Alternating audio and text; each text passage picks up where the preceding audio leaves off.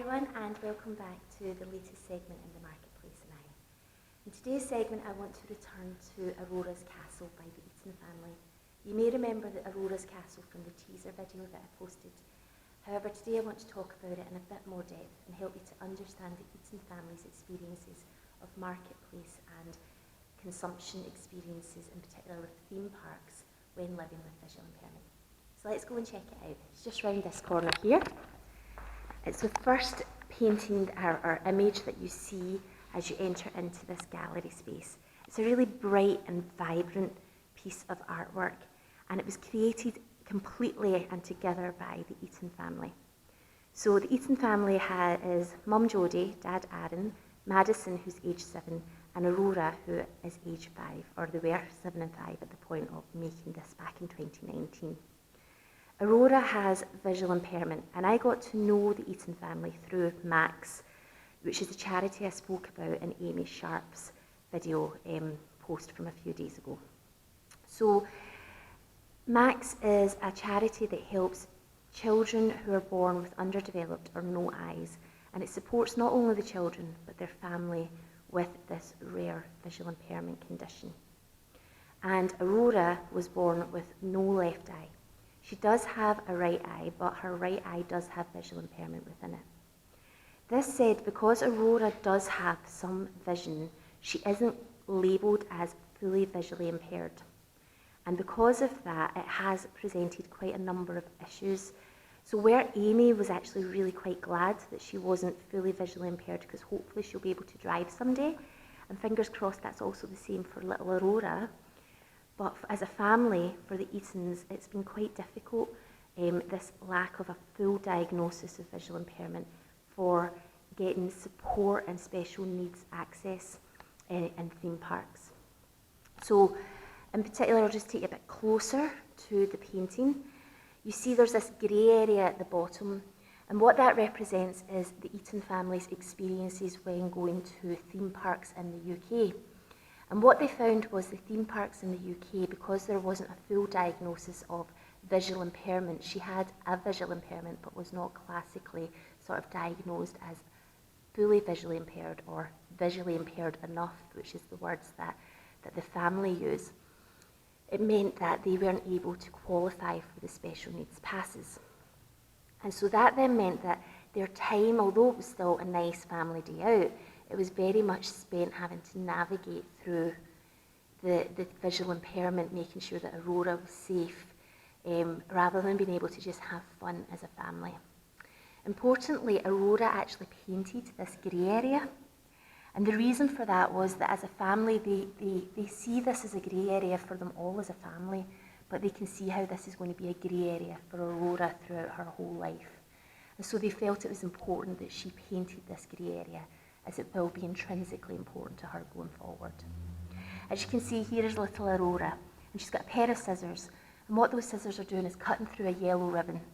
The yellow ribbon symbolises the sort of highlight that's often put on stairs to help guide persons with visual impairment so that they're able to navigate through the stairs, or through spaces, because there's these yellow highlight.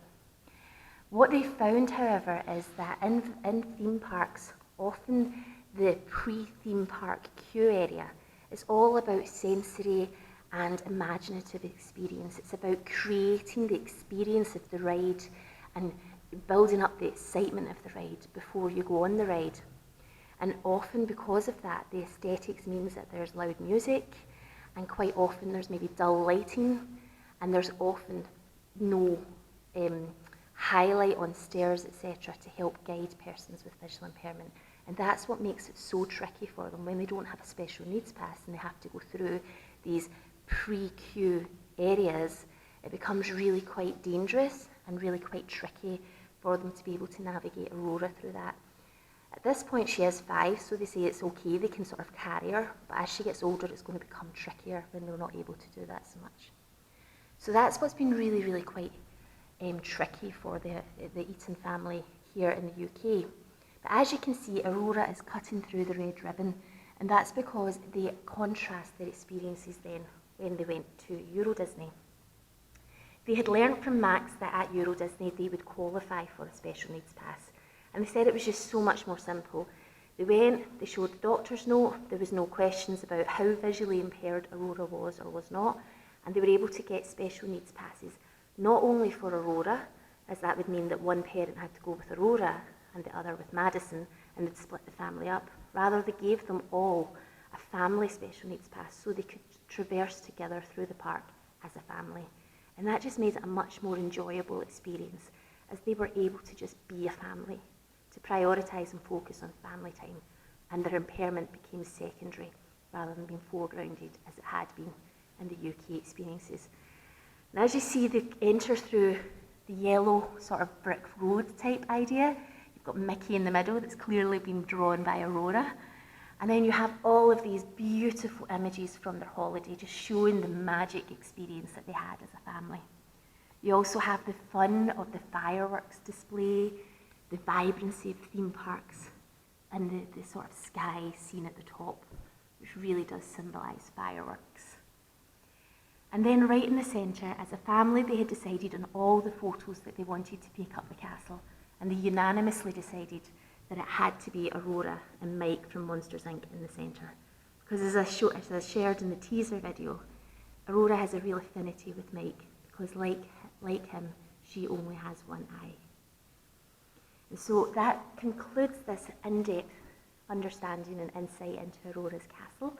I hope it's helped you to see how small things, like just the way that an experience is set up, things like a theme park, you wouldn't really think about it, we just get caught up in the excitement of it. But it can have huge issues, not only for visual impairment here, but also that over-sensory kind of experience can be very problematic for anybody with a sensory impairment.